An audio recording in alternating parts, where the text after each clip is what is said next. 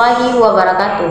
Perkenalkan, nama saya Uswatun Hasanah. Saya dari Prodi Perbankan Syariah angkatan 22. Di sini saya akan menjelaskan tugas saya yang berjudul perilaku kelompok dalam organisasi. Perilaku seorang pekerja dapat menentukan keberhasilan atau prestasi kerja, baik secara individu maupun kelompok. Prestasi seseorang dalam suatu organisasi tergantung pada efektivitas dirinya sendiri, kecakapan teknisnya, pengalaman manajerialnya, juga peran yang dimainkan dalam organisasi. Contohnya ialah ketika berbicara kepada seseorang, mendengarkan teman kerja, dan lain-lain. Adapun bentuk-bentuk kelompok, yang pertama kelompok primer, yang kedua kelompok formal dan informal, dan yang ketiga kelompok terbuka dan tertutup, dan ada juga yang keempat kelompok referensi.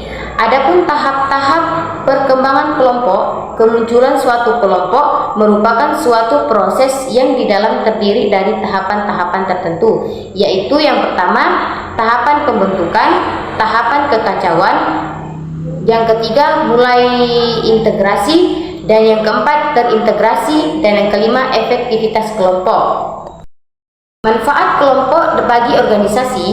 Banyak manfaat yang dapat dipetik dari adanya kelompok, baik di dalam maupun di luar satuan organisasi. Antara lain, yang pertama, kelompok merupakan alat perjuangan bagi anggotanya, dan yang kedua, kelompok dapat digunakan untuk meningkatkan inovasi dan kreativitas, dan yang ketiga, kelompok lebih baik daripada perorangan dalam pengambilan keputusan yang mengangkut keuntungan orang banyak, dan yang keempat, anggota kelompok dapat memperoleh keuntungan dari pelaksanaan pengambilan keputusan. Dan yang kelima, kelompok dapat mengendalikan dan mendisiplinkannya anggotanya dibanding dengan mereka yang tidak masuk dalam kelompok. Adapun fungsi kelompok, secara umum kelompok berfungsi untuk memenuhi kebutuhan anggota agar setiap anggota relatif merasa puas, walau sebenarnya fungsi kelompok tidak hanya sebatas itu saja. Mencoba menguraikan fungsi kelompok dengan lebih rinci, yaitu yang pertama, fungsi kelompok sebenarnya unik, artinya ciri sekaligus fungsi dapat tergambar pada satu kelompok tertentu dengan sekaligus. Fungsi kelompok merupakan aksesoris, artinya kelompok merupakan bingkai dari sejumlah kegiatan yang ada dalam satu kesatuan.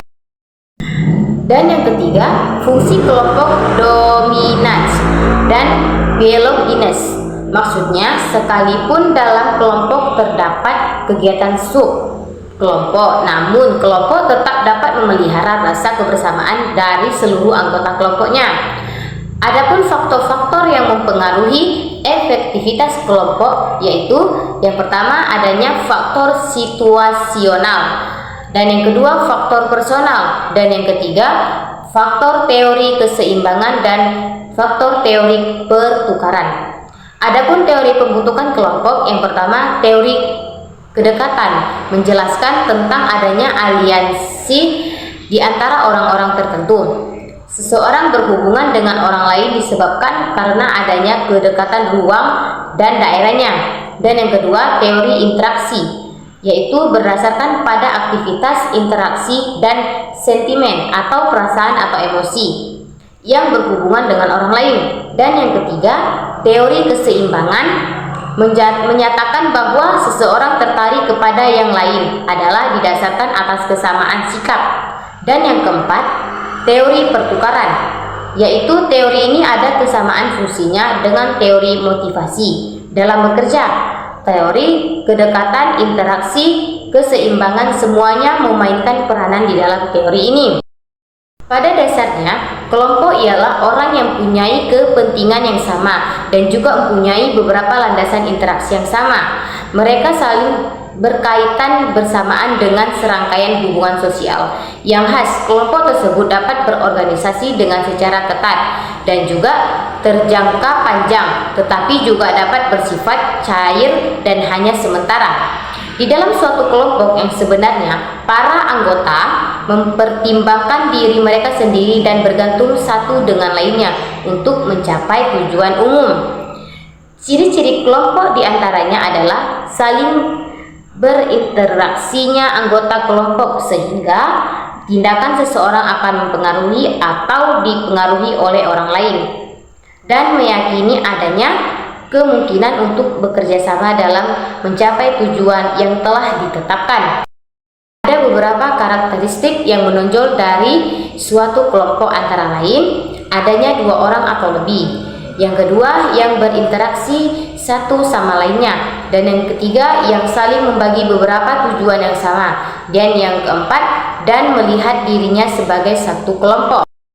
Ada begitu banyak manfaat dari keberadaan kelompok dalam suatu organisasi, baik manfaat untuk individu sebagai bagian atau anggota kelompok, maupun bagi efektivitas kerja suatu organisasi yang sedang berjalan. Para anggota mempertimbangkan dirinya mereka sendiri dan bergantung satu dengan lainnya untuk mencapai tujuan umum, dan mereka saling berhubungan satu dengan yang lain secara teratur untuk mengejar tujuannya atas dukungan dalam suatu periode waktu.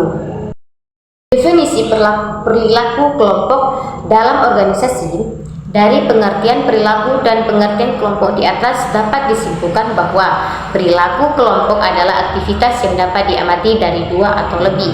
Baik, kesimpulannya, perilaku kelompok dalam organisasi adalah aktivitas yang dilakukan 2 orang atau lebih yang berkumpul dengan berinteraksi sebagai anggota organisasi untuk mencapai tujuan organisasi tertentu yang telah disepakati. Perilaku individu harus diarahkan menuju kepentingan organisasi. Baik, mungkin hanya ini yang dapat saya sampaikan. Lebih dan kurang saya mohon maaf. Saya tutup dengan doa, Rabbana atina fid dunya hasanah wa fil akhirati hasanah wa qina azabannar. Wassalamualaikum warahmatullahi wabarakatuh.